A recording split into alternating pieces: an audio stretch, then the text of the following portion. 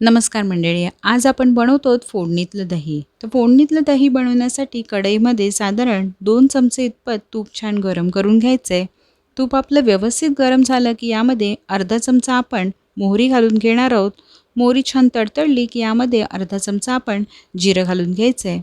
जिऱ्याचीही फोडणी व्यवस्थित तडतडली की किंचितसा हिंग आणि त्यानंतर एक सुकी लाल मिरची आपण तुकडे करून यामध्ये घालून घ्यायचे. आता यावरती मध्यम चिरलेला कांदा आपण परतवून घेणार आहोत आणि एक कांदा आपण यामध्ये बारीक चिरून व्यवस्थित परतवून घेतला की आपण यामध्ये घालणार आहोत 1 चमचा लसणाचा क्रश आणि अर्धा चमचा आल्याचा क्रश घालून घ्यायचं आहे. आता यामध्ये आपण कढीपत्ताही घालून घेणार आहोत. साधारण मी ते 3-4 पानं कढीपत्त्याची घालून घेतलेली आहेत. व्यवस्थित ढवळून घ्यायचं आहे. मिश्रण व्यवस्थित शिजलं की आपण यामध्ये सुके मसाले घालणार आहोत. इथे किंचितची हळद, आपण थोडंसं यामध्ये लाल तिखट घालून घेणार आहोत. आता इथे रंगासाठी मी काश्मीरी लाल मिरची पावडर वापरलेली आहे. थोडंसं यामध्ये मी धणा पावडर आणि किचन किंग मसाला घातलेला आहे. सोबत मी यामध्ये थोडासा गरम मसालाही घालून घेतलेला आहे. आता हे सर्व मसाले आपण एकत्र करून घेणार आहोत.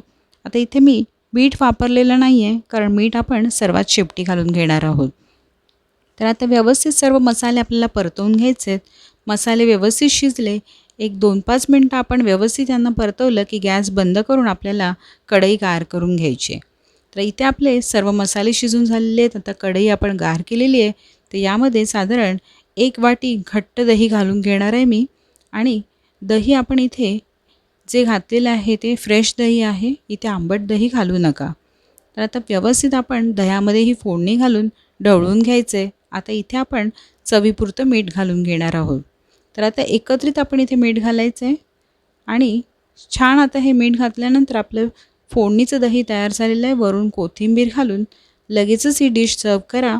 या उन्हाळ्याचा दाह कमी करण्यासाठी उत्तम पदार्थ आहे. नक्की ट्राय करा. चॅनलला सबस्क्राईब करायला विसरू नका. धन्यवाद.